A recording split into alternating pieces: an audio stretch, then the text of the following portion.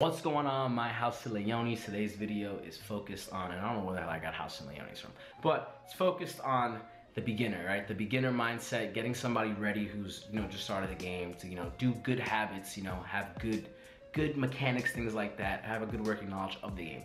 So first up, number one is Battle Royale. I have a list right here, so if I look down, looking at the list so I can remember what I put there. Battle Royale and casual. Your best friends, right? Battle Royale is the first thing you get introduced to as a mechanic in the game, the first game mode. And it's a great game mode because you get a nice palette, right? You get to taste all the characters like, okay, I like Lance, I like Blade, like it's all like, you learn, right? It's very bright. Then you also get that real world combat experience where you're just like, okay, I'm fighting real players and real players aren't bots. They're gonna make random decisions. They're gonna be unpredictable for the most part. So I need to play real players. It gives you that experience. But Battle Royale and casual work hand in hand because Battle Royale, you get that wine, you get that sample platter, right? You get to play every character, learn everything. Practice, you can go deep. You can go deep with the character. Let's say you're playing Battle Royale and you get Glaive, the man, and you're just like, I want to learn more about Glaive. But you don't have Glaive, he's not on rotation. So, that's where casual comes in, practice comes in. You go deep with that character and learn the ins and outs of that character. So it's a great introductory, it's an appetizer, it's just something you should be using a lot more when you're a beginner because you have to learn all the characters in the game. Like, to be truly good, you should know all the characters in the game and what they do. And there's not that many. It's not like League where there's 140 characters, something like that. There's only like 30 characters in the game, so you can learn a lot. You can learn a lot of information very quickly, slowly, and it won't be like in your lifetime of Vainglory, it won't be overwhelming versus just coming in and being like, oh my god, there's 100 characters. Very key. Number two, listen to pings. Pings are big, all right? As a beginning player, you're probably gonna play with at least maybe one or two experienced players in solo queue because they match people up randomly. So you'll have somebody who has a good understanding and working knowledge of the game. And pings is how, like, if you're doing something that's wrong, somebody will ping you like, hey, no, maybe you should do this. Or if you guys are trying to push turret, they'll be like, push turret now with a ping. Or if you want to push Kraken, they'll drop a ping, Listen to those pings because they'll show you, like, especially in certain moments and opportunities in the game, like what is expected, what should be done. It also lets you know, like, hey, maybe I'm going in, but my teammate's throwing up that warning sign because he's not going in. So I'm going into a 1v2 or 1v3. Like, it's very important. A lot of people hate pings, but for a beginning player to get a good working knowledge of the game and to just make friends, because some people, if you don't listen to pings and bad stuff happens, people be like, oh, it's because of you. Just listen to the pings. It's worth it. It's worth it. And use some pings of your own. If you think something's dumb, drop a ping. Don't, you don't have to do it blindly, but just do what you gotta do. Number three, which ties back into number one, which is knowing all the roles and specializing in one. Role one, carry. That's the dude in the lane. He's probably gonna be the guy doing the most damage in the game. Not always though. Number two is your jungler. The dude's in the jungle, he's running around, he's farming with the support and the support is roaming. I'll get into that, but he's going to the jungle. He's trying to get to, he's usually a disruptive character, but he'll jump in and harass the enemy carry in the jungle so they don't mess with you. So he's just really aggressive, he's playful, like he's just great. I love jungling. Jungle's my favorite role. Next role is support, roam, or captain as it's called now. This is the bulk of the team. This is your captain, this is your team captain. If anybody's pinging like who you should listen to, it's definitely your captain. Your captain's pings are everything because he's the guy who's gonna create opportunities for your jungler to capitalize, for your laner to capitalize. And he's the captain. He's the one who's leading the team because he's usually in the front line. So if he's like, nah, this ain't good, back up, warning ping, you gotta respect that. So that's the third role. Out of the three roles, this is how I list the difficulty. Jungle is the lowest on a one scale. Jungle is the low 1 to 3. Jungle is the lowest because it doesn't require that much skill. It's mainly it's an aggressive play style. It just means you just need to make good decisions and not mess them up. And it's not that hard really. Like, I've never felt jungle was a difficult role to play. Number two, I would say laner or carry.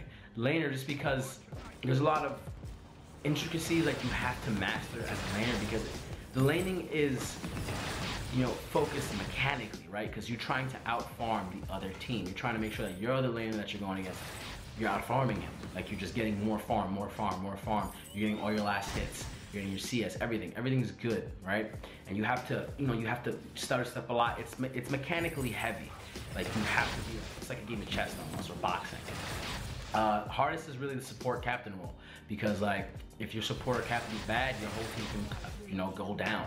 Like if he makes a bad decision, you guys will walk into a death trap. If he doesn't fountain or crucible correctly, you guys die. Like he really is, like it's the most difficult role, and it has so much responsibility because its whole goal is to keep the other team away from your team, get your team in, keep your team alive, get your team away. Like it's a very difficult role, which is why not a lot of people play it. But it's also a great role to play in general because it'll put you in that team player mindset, and I think everybody should play the captain. Everybody should play the captain. Also, it'll help you get to higher ranks in rank because nobody likes to roam. Number 4, well, I said learn to play support. I forgot to skip that. So we'll just learn to play support. That's pretty much apparent. Learn to be the captain. Number 5, get good teammates, and this is easier said than done. A rising tide raises all ships. Surround yourself in good company. You are the average of the 5 chimps you spend. There's so many like little philosophies and like things that go along with this. But get good players, right? Because you know when you play with good players, not only are you gonna get carried, right? But you're also gonna see what good players are doing in general, which is also gonna tie into the last point. But you're gonna see what good players are doing. They're gonna give you some good feedback, and it also makes the game more enjoyable. Like when you do solo queue is not fun for a lot of people. But when you get that team, like it really like you're pumped, you're in it, you're going to do stuff, and it just feels great to be part of a team. And you know, if you ever want to play competitively, you're gonna need to have good teammates. So get good teammates. The way you can do this is an easy skill, right? Let's say you play a game and you guys do really good, you win, right? Add those dudes and keep playing with them. Those might be your lifelong teammates or whatever, but get good teammates. It's always, and like good is it's a weird scale because like maybe you're only good for what you are right now. Like you get it, but just like get people who are better than you, right? Play with people who are better than you because it'll make you better. That's a better way to say it. I said better a lot. Number 6, stutter stepping. Stutter stepping is the act, and you've probably seen this. And there's some videos, I'll link one down below you can check out. Stutter stepping is the act of you doing an attack and canceling the attack animation by stepping to a different area. And you attack, you step back, and you attack, and you step back, and it's kind of like this, right? This is stutter stepping, right? A little bit of that, a little back, forth, attack, attack, attack, attack. It's key because it will speed up your farm. Also, in certain instances, stutter stepping is amazing for fighting. It comes down to your character, by the way. But the stutter stepping is a key mechanic if you're a laner or a jungler.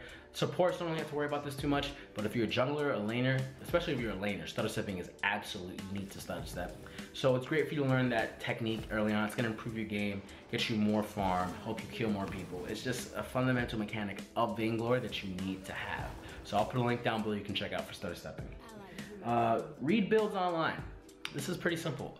Reading builds online, you know, there's tons of builds you can check out. If you don't know how to build a specific character, you can always follow the recommended build inside the little build menu. But like read builds online, see how certain characters are optimized for certain things. Like usually these builds, they'll have descriptions, they'll tell you things about the character, things you might want to know, things you don't know. It'll tell you why somebody picks this item, why you should pick this item. So reading builds will really set you up long term for just like success, period. Like if I've done tons of videos where so far I've done 3 videos, not tons, where I've played with other like pro gamers builds like Xenotech, Rumbly Superset, Mango. Like you can see like why they do certain things, and it gives you like a good framework so that when you go into a game, you know, you're like, okay, what am I gonna build? What am I gonna build? What am I gonna build? You just have a good sense like, okay, wait a minute. So Glaive is really good with Sorrow Blade, Tyrant's Monocle, and a Breaking Point Generator or a Bone Saw, depending on what the enemy team is building. But these are things I probably want to have, right? So these things really optimize his ability, his damage, and stuff like that. So it'll give you a good working sense of each character and what you're putting on them to optimize them. Number 8, I am gonna end it on this, and I'm gonna speed this footage up that you're watching. Number 8 is watch the 2016 World's Championships. And the reason why I say watch 2016's World Championships, you know, watch a couple games. You don't have to watch it from beginning to end, but watch a couple games, mainly Phoenix Armada, Team Solo Mid, Hammer's Velocity. Watch those guys' games because, like I said earlier, right, you want to have good teammates. A rising tide raises all ships, you know. You want to play with good people because you and yourself will get good because you're playing with good people. Watching good people, watching streams, this all like ties in. But 2016 Worlds was a big, like that was like the culmination of Vainglory talent, of excellence, of just pure power. So watching that, right, you'll see why pro players do what they do. You'll see, you know, opportunities in situations where you should capitalize, where you should not capitalize, maybe where you should run, maybe where you should go in. Like, it's just beautiful. Like, and then like the way they do stuff, like it's so efficient. It'll show you efficiency. It'll show you how the best in the world play their support character, right? How to play Lance, how to play Catherine, how to play Arden. It'll show you like the things you should be looking for in, you know, a character's role, how different people play them, when people buy items, how to push, how to be tactical with what you're doing. Like it's just that game, you know, it's everything you want and more wrapped up. So I highly recommend you check that out. Worlds 2016, you'll learn a ton. Like you'll learn so much. So definitely go check that out. And I mean, that's pretty much all I have to offer with that. I mean, just to recap, Battle Royale in practice are your friends. Battle Royale in practice are your friends. Number 2, listen to the pings. Number 3, play all roles but specialize in one. Number 4, learn to play support. And I make this its own separate one because it's that important, even though it can be an all roles but specialize in one. 5, get good teammates. 6, stutter stepping is big. 7, read builds online. 8, watch 2016 Worlds. So 8 tips. And matter of fact, I didn't go into too much specialization, but that's pretty simple, right? Find your favorite role and learn to play that really well. Now, if you guys have any like tips, things you wish you learned when you were a beginner, things you know now, things you're not seeing people doing, things you wish you saw me doing in my gameplay, drop a comment down below. Drop that info. Give me that knowledge, buddy. Give me that knowledge in there. I want that knowledge. Put it all in there right now. Because it'll help me out, it'll help other players out, it'll help people who are watching. This is just like, just up everybody's game a little bit. Like, this is the best I can. I'm not the best player in the world. I'm a tier gold. I was almost simply amazing like 7 times, but you know, solo queue will do it to you. So I'm not the best, but I'm decent, I'm good, I'm above average. So this is just me just thinking of things like, I wish I knew. So yeah, thanks for watching. Please drop it a thumbs up or a thumbs down. All thumbs matter, depends if you like the video or don't. Be sure to subscribe to the channel if you haven't already, and I will see you guys tomorrow in another video. Thanks for watching.